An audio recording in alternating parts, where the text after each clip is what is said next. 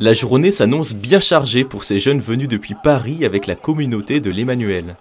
Ils sont 802 dans une vingtaine de bus partis hier de l'église de la Sainte Trinité pour les JMJ de Lisbonne. Après une courte nuit dans le car, c'est dans un petit village du Lot qu'a lieu la première vraie escale pour un petit déjeuner et la prière du matin.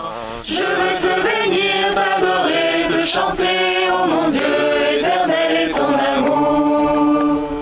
C'est où là? Là en gros on vient d'arriver là, il y a la départementale, il y a celle-là à mon avis qu'on est en train de prendre. Tout de suite après, 13 km de marche pour rejoindre le sanctuaire marial de Rocamadour.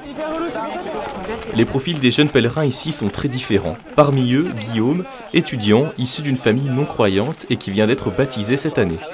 Il participe pour la première fois au JMJ et c'est surtout l'expérience de l'universalité de l'église qui l'attire. C'est vrai que pendant très longtemps j'ai été croyant seul, parce que ni personne de ma famille ni des amis, enfin, j'avais aucun ami qui était croyant. Et déjà quand je suis entré dans l'église à Paris, et c'était super beau de voir autant de croyants, je pense que c'est ça aussi qui m'a converti. Alors là, pouvoir faire voir ça à l'échelle du monde, avec 2 millions de personnes du monde entier, c'est quelque chose je trouve qui nous fortifie encore plus dans notre foi, qui nous implante dans la fraternité, quoi, mais au niveau mondial. Une autre pèlerine, Clémence, jeune professionnelle dans le domaine des finances.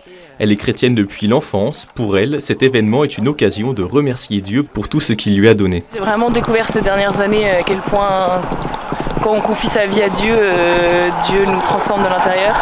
Et je viens vraiment dans un esprit de gratitude et de pouvoir transmettre aussi moi ce que Dieu m'a donné pour l'instant. Et ces 2 semaines, moi je ne sais pas comment j'en reviendrai, mais transformer ça c'est sûr parce que c'est comme ça que Dieu agit dans les cœurs. Arrivé à Rocamadour, une visite guidée est proposée à tous les jeunes. Puis, malgré la fatigue, il parcourt les 14 stations du chemin de croix, méditant la passion du Christ en écoutant des passages de l'Évangile. Une expérience spirituelle forte qui tisse davantage des liens entre tous les participants. J'avoue que spontanément, j'avais pas très envie de faire ce chemin de croix. J'ai pas beaucoup dormi. On a marché 2h30. Il fait chaud, il est midi. Et en faisant le chemin de croix, je me suis justement dit en fait oui, trop bonne idée parce que justement je suis fatiguée, j'ai faim, j'ai chaud et en fait ça m'a aidé à comprendre aussi à quel point c'est minime par rapport aux souffrances que Jésus a endurées sur son chemin de croix.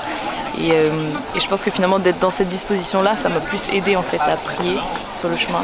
Moi, ça m'a rappelé aussi un peu pourquoi on est là, quoi. Un peu l'essentiel aussi de la foi chrétienne.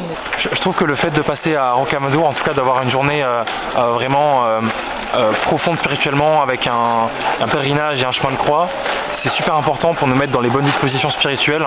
Je pense que le risque, et moi c'est ce que j'avais un peu peur, c'est d'arriver à Lisbonne un peu et de vivre ça comme un moment très social, et c'est beau, c'est bien, mais de vivre ça que dans le fun, mais pas trop spirituel. Et en fait, avant d'aller dans la joie, on revient au début en fait, à l'amour du Christ, et par là à sa passion. Ça nous réancre dans la spiritualité pour ensuite aller partager ça avec le monde entier à Lisbonne.